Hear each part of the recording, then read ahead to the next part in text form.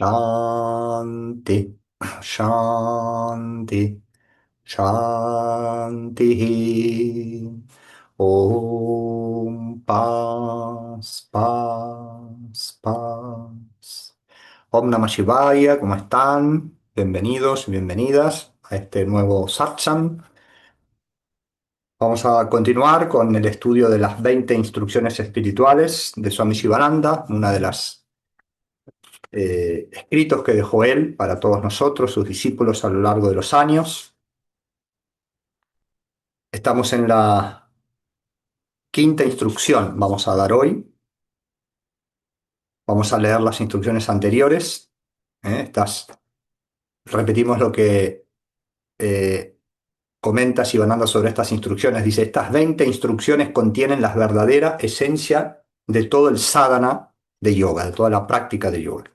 El karma yoga, el bhakti yoga, el jnana yoga, el raya yoga llegarán a todo aquel que los siga sin reserva. Son clave para el desarrollo rápido y el cultivo del ser físico, mental y espiritual de la humanidad.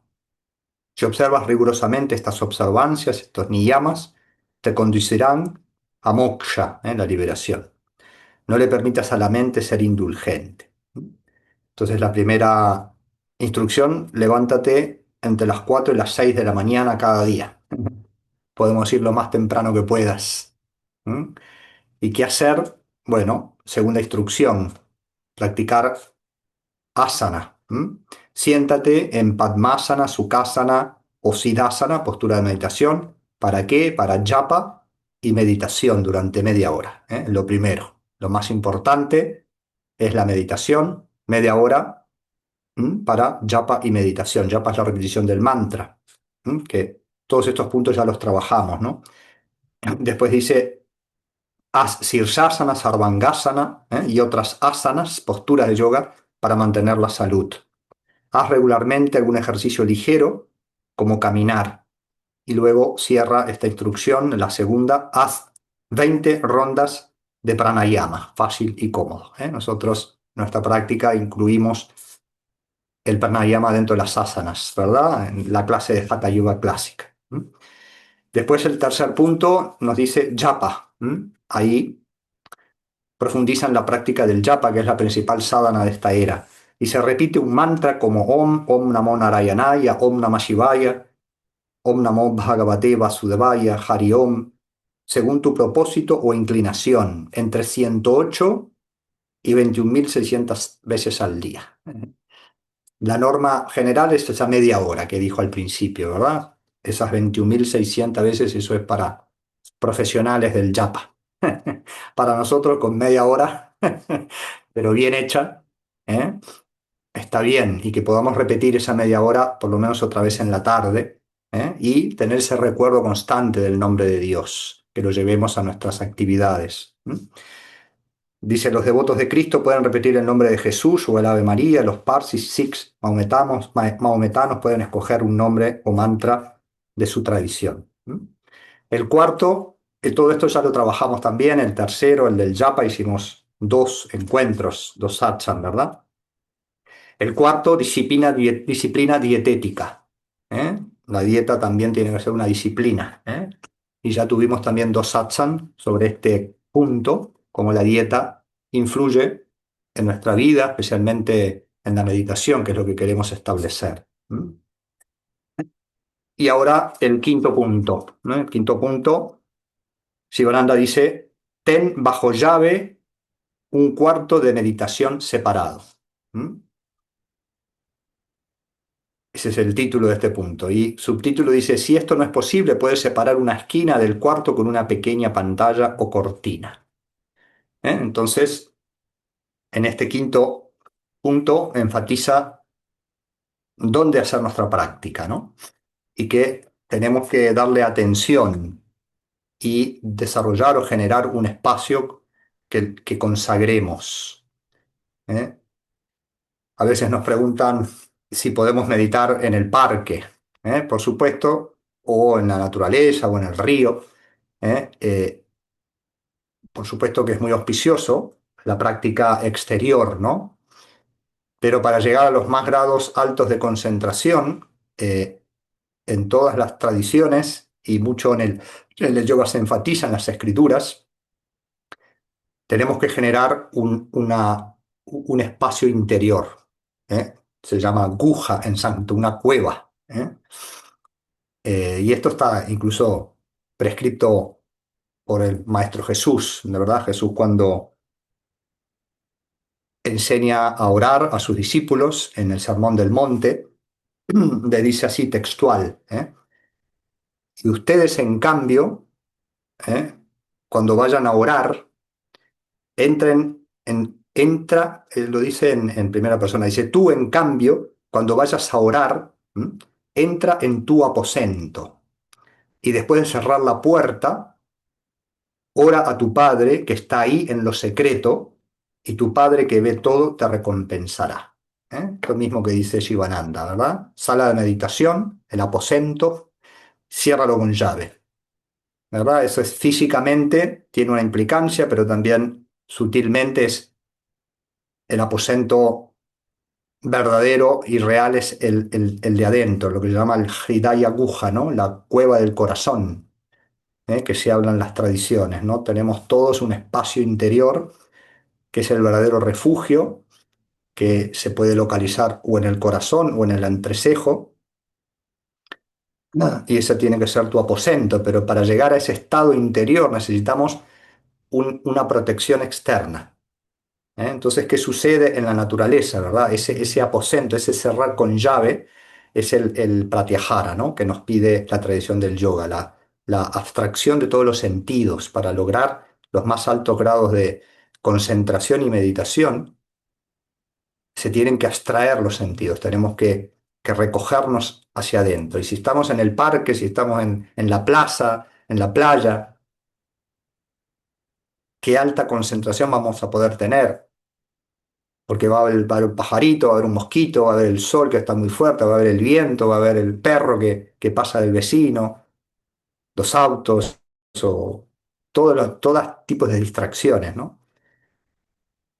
Por supuesto que es muy bueno sentarse y contemplar la naturaleza en otros momentos, pero tenés que tener tu espacio, tu aposento, en la cual te sientes todos los días. Incluso en el comentario de Swami Chidananda de este punto, él dice que bueno, que no para todos es fácil, obviamente, tener un espacio dedicado, que está bien también irse a un parque si uno no tiene un lugar en tu casa para hacer la meditación, pero si te vas afuera, por ejemplo, mantener siempre el mismo lugar para ir generando una energía en ese espacio. Y por supuesto, trata de cultivar tu espacio en tu casa. Siempre decimos lo ideal, en yoga siempre damos el ideal máximo máximo, es tener una sala consagrada únicamente para ello, ¿verdad? En la India le llaman el puja room, el cuarto de puja. Y esto en las familias espirituales yogicas de la India, familias eh, de hogar, ¿no? Es muy común, que te invitan a su casa y te muestran orgulloso su puja room, que es el que tienen más decorado, con más cuidado, ¿no? La sala de meditación. Entonces, si no puedes tener tu puja room, tu sala de meditación, que sería lo ideal, en tu propia habitación incluso, ¿verdad? O si estás en una casa que no podés dedicar otro ambiente, o incluso en el comedor sería lo ideal, por ejemplo, si no tenés una sala, eh, pero si no, en tu propio dormitorio, delimita un espacio y principalmente en ese espacio coloca un altar. Y esto es muy importante, ¿no? Altar es muy preciosa, la palabra misma, ¿no? En origen, ¿no? Latín o en griego, quiere decir aquello que eleva, altar que te eleva, que te lleva alto. Y en todas las tradiciones existe ese concepto, ¿no? Incluso los nativos, los pueblos originarios, ¿no? Tenían espacios, lugares consagrados donde una simple roca era un espacio de ofrenda, de dedicación y ese espacio quedaba consagrado y elevado, ¿no? En un altar.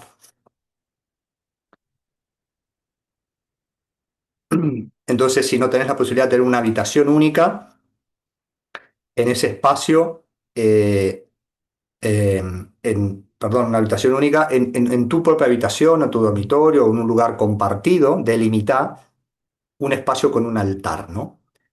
Podés poner una cortinita, podés poner un biombo, un mueble o simplemente delimitas con ese altar una colchoneta, una mat limpia, ¿eh? Y en el altar, el principal elemento que debe estar, se dice que en el altar deben estar los cinco elementos, ¿eh? De ellos el principal es el fuego, ¿no? Tiene que estar siempre un yoti encendido. Si ustedes ven ahí allá atrás está el yoti y acá adelante tengo otro para yo mirarlo. Este para que lo miren ustedes y este para adelante tengo otro altar, ¿verdad? Y ahí está prendido, ¿no? El fuego es fundamental para el proceso meditativo, ¿no? Y esto está en las tradiciones indianas, pero también en la propia tradición cristiana, católica, judío-cristiana, ¿no? La preciosa escena de Moisés cuando está ahí en su cueva y de repente siente una voz que es la que le hablaba de Dios. Él todavía no sabía quién era, quién le hablaba, sabía que era Dios, pero no sabía cuál era el nombre, ¿no? Ni su forma. Y sale porque siente la voz que le dice sal de la cueva, ¿verdad? Y cuando sale, lo que ve es un fuego, hay un arbusto que se está quemando, ¿no? Y lo que le llama la atención, que se da cuenta que no es un fuego común, es que no se estaba consumiendo ese arbusto, la zarza, ¿no? Y ahí se da cuenta que es esa voz que se está manifestando delante de él, ¿no? Dios se le manifiesta en la forma, ¿no? Del fuego, ¿verdad? Y esta voz también le dice, antes de que se acerque, dice, acércate, pero descálzate, ¿verdad? Porque esta tierra, este suelo es sagrado, ¿no? Este lugar es sagrado, ¿no? Esa es otra costumbre también oriental que estaba en los pueblos, en la tradición judía original, ¿verdad? De cuando se entraba al lugar de adoración, se entraba descalzo, en ese lugar que tú vas a entrar, en ese cuarto de meditación, vas a entrar descalzo y en tu altar vas a generar un fuego, ¿no? El yoti, en sánscrito es el yoti, encender el fuego. El fuego es Dios mismo. A su vez también en la tradición védica se sabe que el fuego es Dios, siempre en los rituales hay un fuego y también en un grado menor podemos considerar el fuego como un mensajero que te conecta con los planos superiores, ¿no? En el nombre que se le dan los Vedas es Yatavedo. Yatavedo quiere decir el que conoce Vedo a los yatas. Yatas son los nacidos. Y se dice que esto es una propiedad que tiene el fuego. El fuego sabe leer qué necesitas. Esto sucede en todas las tradiciones. Me tocó compartir en Vanadurga Ashram, en Colombia, eh, compartir con una sacerdotisa guatemalteca, maya, de Guatemala, ¿no? Era una yogini, una sacerdotisa, una brahmina, que hacía ceremonias del fuego, ¿no? Y ahí me di cuenta de la similitud de las tradiciones, ¿no? Y ella encendía siempre un fuego y hacía sus oraciones y, y ella hablaba con el fuego y decía que el fuego le decía, le daba mensajes sobre las personas, ¿no? Entonces el fuego es un mensajero que es un intermediario, ¿no? Por eso también en las tradiciones, en la tradición cristiana, católica, se va a la misa y se prende la velita al santo, ¿no? Cuando se quiere pedir una intención, ¿verdad? Se prende la velita, el fuego. ¿Por qué? Porque es un intermediario, ¿no? El fuego comunica y transmuta y eleva el fuego en combinación con el humo. Por eso en los rituales el humo es muy sagrado también, porque es mensajero y es el elemento aire, que por eso tiene que estar el saumo también, ¿verdad? En ese altar, saumear, ¿verdad? No solamente por el aroma, que son aromas que van a atraer a seres celestiales, pero también ese humo es mensajero junto con el fuego, ¿verdad? Y eleva todas tus intenciones y tus oraciones, los presenta hacia la divinidad, hacia el aspecto que tú estés invocando, ¿no? Entonces, en ese espacio es muy importante, ahí Pragna pone en el Instagram un fuego. una llama, ¿eh? Entonces esa llamita tiene que estar siempre encendida, ¿verdad? Esa llamita que se dice que está adentro, Patanjali dice que una de las formas de meditación es meditar en la luz interior, ¿eh? Esa luz está ahí adentro. Me recuerdo que mis primeras meditaciones cuando iba allá en el centro Shivananda de Montevideo por el año 96, que empecé allí meditación, el profesor de meditación, el que daba los satsang, cuando iniciaba la meditación decía, cierra los ojos y medita en la luz interior. ¿Eh? Y yo me acuerdo que en una de las meditaciones salí y le dije, ¿en serio hay una luz adentro? Y él me dijo muy convencido, sí, hay un fuego ahí, hay una luz. Yo todavía no la veo, pero siempre la invoco. A su vez, la luz es un icono de meditación, ¿verdad? Es si no tenés una forma de Dios, una deidad, visualiza luz, que a su vez es el icono que nos une a todos, ¿no? Si yo le digo a un judío si Dios es luz, me va a decir que sí. A un musulmán Dios es luz, sí. ¿Eh? A un indígena Dios es luz, sí. Ahora si yo le digo, no, Dios tiene una flauta y tiene una pluma de pavo real, ahí vamos a empezar a pelearnos. Pero con el fuego y con la luz estamos todos de acuerdo, es la manifestación de lo divino. Por eso en ese espacio que cerrás con llave, tenete un altar y encendé tu luz siempre que vas a hacer tu práctica.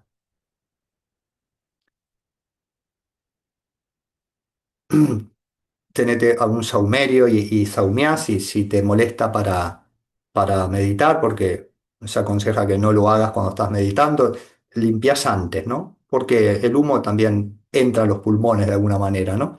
Entonces lo haces como un ritualito, ¿verdad? Y a su vez es un ritual, ¿no? Es un ritual que tenés que generar, es el de encender la luz, el de encender un incienso y hacer, por ejemplo, 3 círculos, y ahí elevas una intención. En el Bhagavad Gita, Krishna dice, yo soy el ritual. Entre tantas cosas que yo me manifiesto en el ritual. Siempre que tenemos ese ritual, ¿verdad? De entrar al espacio, de encender el fuego, de prender un incienso y de sentarme ya al ritual mayor que es el nombre, la invocación del nombre con amor, con devoción. Luego, algunos detalles que también siempre se aconsejan, ¿no? Bueno, por supuesto, entrar descalzo, ¿no?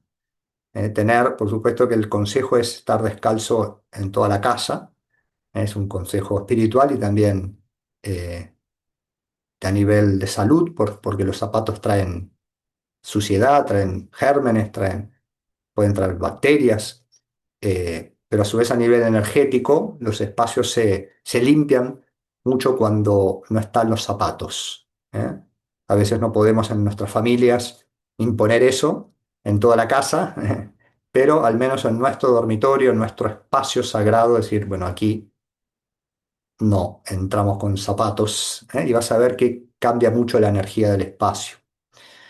Eh, Sivananda dice que el camino espiritual está lleno de pequeños detalles, ¿verdad? La realización de Dios está llena de pequeños detalles, ¿no? Otro detalle que a veces no lo tenemos muy en cuenta es la ropa mismo que me pongo, ¿no? Y esto tiene muchos aspectos, ¿verdad? Tener un hábito para meditar, una ropa, porque todo queda impreso, ¿no? Eh, y a su vez hay condicionamientos, ¿verdad? En el comentario de este punto, Swami Chidananda nos pone el ejemplo se lo voy a leer, dice, el científico ruso Pavlov sospechó una conexión entre el tiempo y los procesos corporales y que los procesos corporales generan ciertos estados mentales, expectativas y expectativas. Así que experimentaron con perros, ¿verdad? Y me sorprendió descubrir que existe algo como que un momento específico del tiempo provoque un fenómeno particular dentro del organismo vivo, ¿verdad? Quiere decir, menciona lo que es el reflejo condicionado, ¿no? Y cómo estar sentado en el mismo lugar, en la misma hora, hacer el mismo procedimiento, el mismo ritual, incluso ponerte una ropa, un vestido, que ahora vamos a hablar más detalle de eso, generás un condicionamiento. Él habla de los perros, cómo descubrieron que a los perros, por ejemplo, los hacían ir a un mismo lugar, en un mismo horario, y les daban su comidita, ¿no? Y así los entrenaron en que en ese lugar, en ese horario estaba la comida, y después le sacaban la comida y el perro empezaba a salivar, ¿no? Cuando llegaba a ese horario y cuando entraba en ese lugar, porque quedó con un reflejo condicionado, ¿no? Se puede hacer en positivo, ¿no? Entonces, si nosotros educamos a la mente a tener e ir hacia un lugar, en un horario, sentarme en un espacio y a su vez ponerme cierta ropa. La ropa, primero, se carga tanto de lo negativo como de lo positivo, ¿no? Por eso, naturalmente, cuando llegamos del trabajo, ¿qué queremos hacer? Sacarnos la ropa, ¿no? Y bañarnos. Otra también consejo, cuando vayas a hacer tu meditación, bañate. ¿M? Si no puedes bañarte completamente, al menos lavate las manos, lavarte la cara, porque el agua neutraliza, ¿verdad? Saca todo lo negativo. Y a su vez, ponete una ropa que esté limpia. Esto es el principio de Saucha, que es uno de los niyamas, ¿verdad? De Patanjali, de observancias, ¿verdad? La pureza. Tu lugar tiene que estar limpio, tu sala de meditación tiene que estar limpia, pulcra, pero también tu cuerpo y también tus vestidos. Tener una ropa en la cual tú la usás a su vez con un propósito, ¿no? Y esto lo hacemos mundanamente, ¿no? Si vamos a reunirnos con un amado, con una amada o una persona que va a tener una cita o una salida, ¿qué hago? Me pongo una ropa, me baño, me visto con algo especial, ¿no? Ese mismo ritual deberíamos tenerlo también para lo espiritual, ¿no? Si vamos al encuentro con Dios. Entonces, qué lindo es ponerte una ropa para la meditación. Y esa ropa va a quedar cargada en el proceso, cuando te vas vistiendo y pones esa ropa, la mente queda condicionada a eso. Así como para todo usamos ropa, ¿no? El uniforme famoso, ¿no? El uniforme, por eso en los centros de yoga muchas veces pedimos para los rituales vengan de blanco con un uniforme, ¿no? Y se unifica. Uniforme quiere decir que se unifica el propósito, el espacio, los uniformes de los ejércitos, ¿no? Todos están con los mismos iconos, y hay un propósito, una fuerza que se une. En los cuadros de fútbol, un cuadro de fútbol, el jugador se pone una pantaloncito con un color, una remera con un color, con un escrito, con algo, y ya siente, uy, soy de este cuadro, soy del otro, y todo el equipo va hacia un mismo propósito. Entonces, si tenés esa rutina de cuando llega tu hora de meditación, en el horario siempre fijo, que habíamos visto los tres horarios más auspiciosos, que es el amanecer, mediodía y atardecer, entonces la mente se condiciona, ya te ve que se te estás poniendo tu ropa y ya en la mente se sabe, uy, momento de irse hacia adentro, momento de silenciarse, A su vez los colores, ¿verdad? En yoga tenemos también el conocimiento de los colores, ¿verdad? Hay ciertos colores que tienen vibración más para la meditación. ¿Eh? Estos colores son el blanco, que es la pureza, por eso mucho se pide venir de blanco a un templo, que es el rayo de la pureza. El amarillo, como tienen allí, ahí, Charmini y Holanda, tiene su amarillo puesto. Eh, el uniforme de los profesores en la televisión Shivananda es amarillo y blanco, ¿no? Camiseta amarilla y pantalón blanco. El blanco porque representa y trae la energía de la pureza. El amarillo es el color de los pensamientos luminosos, divinos, ¿no? Se dice que cuando estamos con un pensamiento amoroso, con un pensamiento de Dios, de compasión, en nuestra aura se pinta, se genera el color amarillo. Por eso esto es un conocimiento universal, ¿no? La bandera del Vaticano, ¿no? Es amarilla y blanca. ¿Eh? Hay otros colores que generan otras energías. El rojo, por ejemplo, es agitación, es fuerza, es eh, ira. Cuando una persona está en un estado de ira, el color que se genera en el aura es el rojo. Por eso a los toros, en las plazas de toros, se le pone una bandera roja, ¿verdad? Que se lo quiere enfurecer. Si le pones una bandera amarilla y blanca, se pone a rezar el toro. Entonces todo eso condiciona, ¿verdad? Y esa ropa que tiene que estar limpia y la usas para ese propósito, también queda cargada, ¿no? Hace un tiempo vi un documental de un psíquico uruguayo, que es muy conocido aquí en Uruguay, en el mundo, se llama Nicolás Acuistapache, ¿no? Que tiene el don de clarividencia, ¿no? Y él trabaja de forma honoraria con las policías, incluso porque puede localizar a personas desaparecidas. Eh, y él dice que todos tenemos esos poderes, ¿no? Y así es la mente, lo sabemos del yoga, ¿no? Y él, justamente para poder localizar a una persona que está desaparecida, le pide a los familiares que le traigan una prenda de ropa, ¿no? Y una foto. Y él toca la prenda y mira la foto y entra en contacto con esa energía de esa persona. Cuando escuché eso, ahí me cayó la ficha de la ciencia de las reliquias, ¿no? Eh, Porque queda cargada la ropa de cierta energía, ¿no? Si hay una energía de densidad, de nerviosismo, queda esa energía, si hay una energía de santidad, por eso de buen pensamiento, también queda cargada esa ropa, ¿no? En la tradición nuestra, cuando nos inician a los swamis, te dan un pedacito de ropa del guru, del chal, del maestro, ¿no? Es muy poderosa, yo la tengo ahí guardada, ¿no? Un pedacito de tela, ¿no? Cuando entras a los espacios de los maestros, ¿no? A mí me ha tocado, y alguno de ustedes seguro que sí, y si no, los que vayan ahora, Paula que está ahí, se va a ir a India, y seguro va a visitar la casa de Shivananda. Cuando entras al ashram de Shivananda, ahí en Divine Life Society, entras al cuarto de Shivananda, cuando entras a la sala de meditación, que es una cuevita chiquita, sentís una energía que se te vuela a la cabeza, ¿no? Porque él entraba allí siempre y entraba en meditación, ¿verdad? En menor escala nosotros vamos dejando cargado también nuestros espacios, ¿no? Y cuando entra otro va a sentir, uy, acá hay algo especial, ¿no? Y a su vez también cuando entras al cuarto de Shivananda, donde están sus ropas, tienen sus ropas puestas ahí en unos armarios con vidrios y también sentís una energía muy especial, está cargada, ¿no?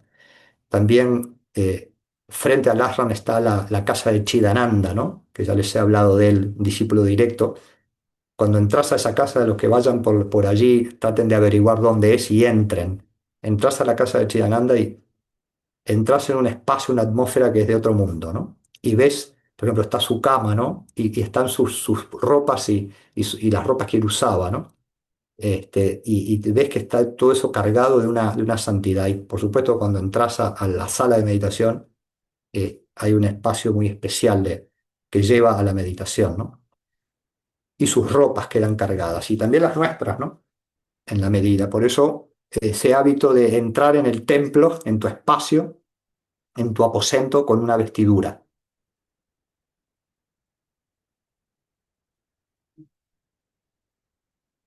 Y también allí habla Jesús, ¿no? De cómo dice, limpia tus vestiduras o entra con tus vestiduras limpias en ese espacio, ¿no? Eso implica el saucha en lo externo y en lo interno, ¿no? Por supuesto, eh, la vestidura principal es nuestro cuerpo mental, ¿no?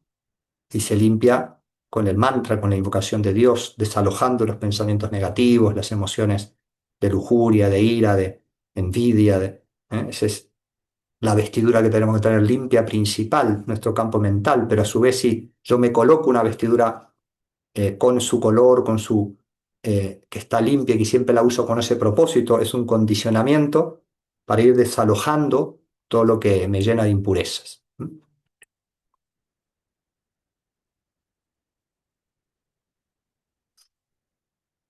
Le voy a leer el comentario de Chidananda, parte del comentario, y habla esa parte, ¿no? Lo de el condicionamiento que genera el mismo horario, el mismo espacio, la misma ropa, la ropa que está limpia y que uso para eso, con ese propósito. Dice, por lo tanto, lo mismo se aplica psicológicamente.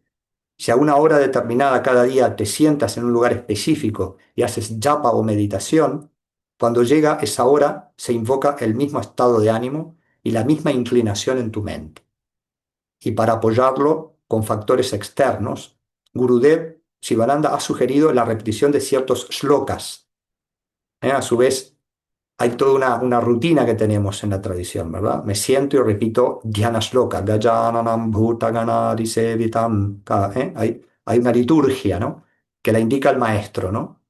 Y cuando yo activo esos mantras que indicaron, esas oraciones que hace la tradición, es también un condicionamiento. La mente sabe, uy, está repitiendo Gajananam, vamos a callarnos.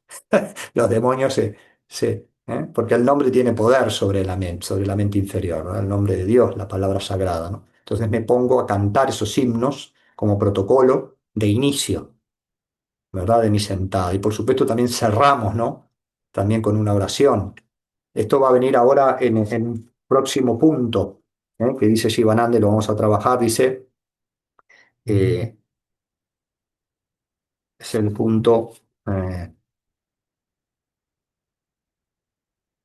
ahí se me fue. Aprende algunas oraciones de memoria, el punto 9 que ya llegaremos, ¿no? Entonces, empecés con ciertas oraciones y si seguís una tradición vas a seguir esas oraciones porque te estás alineando a una liturgia, ¿no? Que tiene un sentido y eso te ordena. Dice, si a una hora determinada cada día te sientas en un lugar específico y haces japa, la repetición del nombre, meditación, cuando llega esa hora se invoca el mismo estado de ánimo y la misma inclinación. Entonces ya lo leímos. Gurudev ha sugerido, y para apoyar con factores externos, Gurudev ha sugerido la repetición de ciertos shlokas, que son oraciones, guardar silencio durante un tiempo y hacer el pranava om. Por eso el om siempre también es un protocolo, ¿no? Que lo experimentamos, ¿no? Cada vez que repetimos om 3 veces, ya eso solo ordena. Si le agregamos oraciones, ese ordenamiento es mayor. Dice, entonces, inmediatamente todo el estado mental se vuelve interiorizado, meditativo y elevado. Tal es la fuerza de la repetición regular de un proceso particular exactamente a una hora determinada, día tras día. Por supuesto que va a haber días que cuesta más que otros, ¿no? Pero justamente eso hay que seguirlo, no hay que perder el ritmo. Incluso si estás en el momento más difícil, con más situaciones negativas, justamente ahí es donde más tenés que estar. Podés reducir el tiempo, pero no faltes. Incluso con tu alma dolida, con tu mente dolida. Hay una preciosa instrucción por ahí que dice, ofrecer ese dolor, rezá con ese dolor. Y eso se transmuta. Porque lo peor que podemos hacer es cuando hay esas emociones, esas dificultades, saltearnos ese momento. No, entra en ese espacio y con ese dolor, invocale a Dios. Y eso se va transmutando. Y vas a volver a restablecer tu armonía. Y si no, eh, esa desarmonía también tiene un sentido también. Por eso no tenemos que saltear mi espacio, mi momento porque estoy mal. Cuando le decían a Shivananda, no, hoy no fui al satsang porque estaba mal. Y Shivananda dice, justamente porque estabas mal tenés que ir, tenés que estar, porque ese es el truco de la mente, ¿no?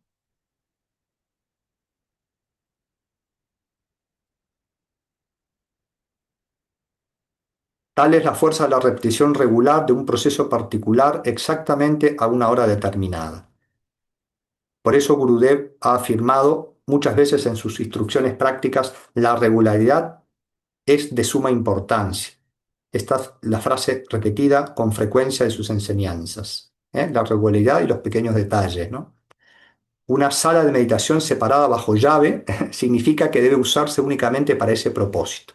Bajo llave es simbólico, no pasa nada. Quiere decir que esté protegida, ¿verdad? A veces otra cosa que yo siempre este, trato de que entiendan es las mascotas, ¿no? Las mascotas no deben entrar en las salas de meditación, ¿verdad? Tenés que tener, a veces es maravilloso tener mascotas, ¿no? Tener perrito, tener gatito, pero ellos están en otro proceso de evolución, ¿verdad? Y tú tenés que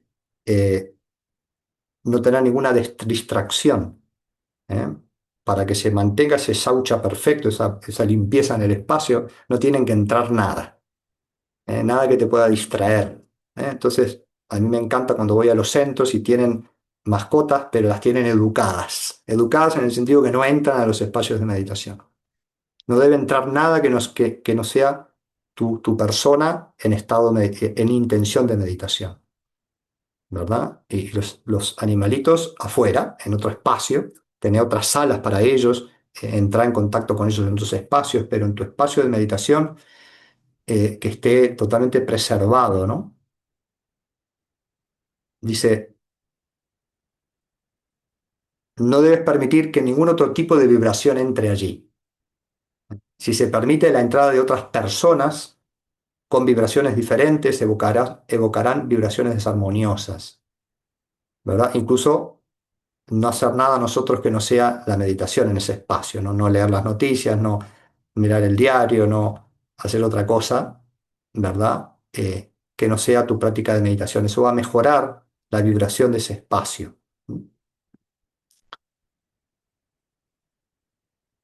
No debemos permitir que otras personas entren en esa habitación para charlar, esparcir sus vibraciones desarmoniosas, ni nosotros charlar en esos espacios, ¿no? Sin embargo, dice Chidananda, la mejor sala de meditación, ¿saben cuál es? Tu corazón, el interior de la mente. La ventaja de esto es que puedes entrar en ella donde quiera que estés, ¿verdad? En cualquier momento que desees, incluso en medio de una reunión general. Puedes recogerte en ti mismo y entrar en meditación por un momento si la reunión se está saliendo de control, ¿verdad? Hacer una pausa, cerrar los ojos y entrar en el aposento interior, que está siempre allí esperándote, ¿verdad? Incluso mientras viajas en autobús o en tren, en lugar de mirar por la ventana, puedes entrar, estar en meditación, o sea, recogido hacia adentro. Es el proceso de pratyahara. Tal meditación es posible en cualquier lugar porque tú mismo eres el lugar de meditación, el templo. El cuerpo es el templo de Dios. Eso está también en la tradición, en las escrituras de otras tradiciones y en la indiana más que más, ¿no? El cuerpo es el templo, ¿verdad?, del espíritu, que debemos mantenerlo limpio, pero es el principal templo.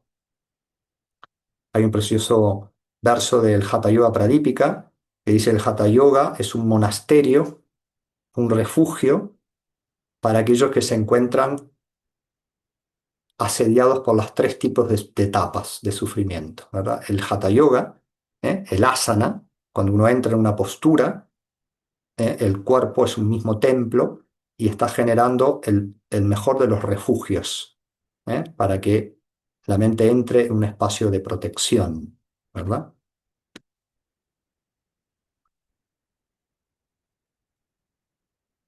Tú mismo, dice Chidananda, eres la sala de meditación.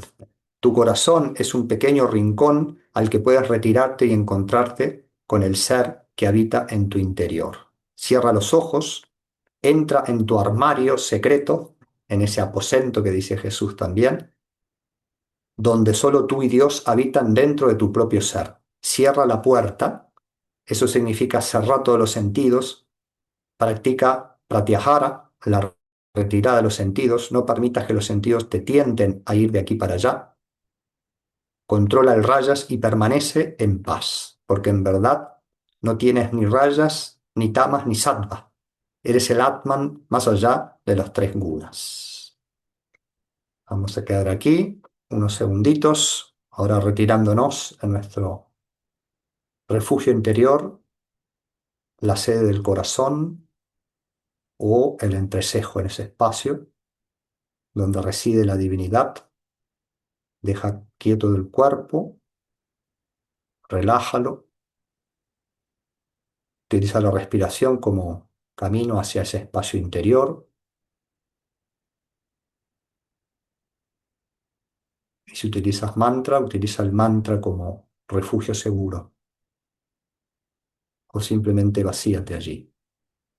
No dejes que ningún pensamiento del mundo entre, solo respira en el presente y repite el nombre.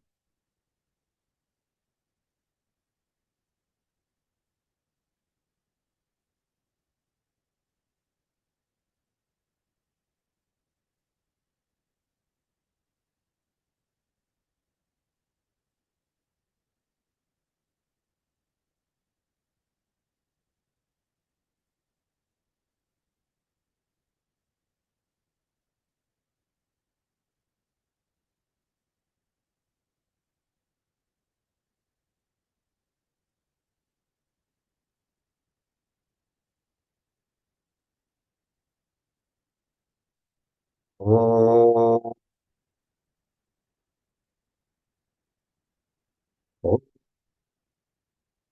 त्र्यम्बकं जजामहे सुगन्धिं पुष्टिवर्धनम् उर्वारुकमिव बन्धनान् मृत्योर्मुक्षीयममृतात् ॐ त्र्यम्बकं जजामहे सुगन्धिं पुष्टिवर्धनम् उर्वारुकमिव बन्धनान् मृत्योर्मुक्षीयममृतात् ॐ त्र्यम्बकं जजामहे सुगन्धिं पुष्टिवर्धनम् उर्वारुकमिव बन्धनान् मृत्योर्मुक्षीयममृतात् ॐ शान्ति शान्ति शान्तिः। Muy bien, los invitamos el próximo domingo al Shivaratri. Lo vamos a festejar en forma presencial, la noche de vigilia, la más auspiciosa del año, para potenciar lo divino en nosotros. Lo vamos a festejar y celebrar en Ramos Mejía, en la Escuela de Yoga Sachidananda, toda la noche. Y lo vamos a transmitir online las dos primeras horas, de 8 a 22. Así que va a ser el domingo que viene. El satsang no es a las 19, sino a las 20. El mismo link, ¿verdad? Las dos primeras horas y después lo dejamos en manos de Dios para que continúen su Shivaratri en sus propios espacios. Om Namah Shivaya, nos vemos el domingo que viene.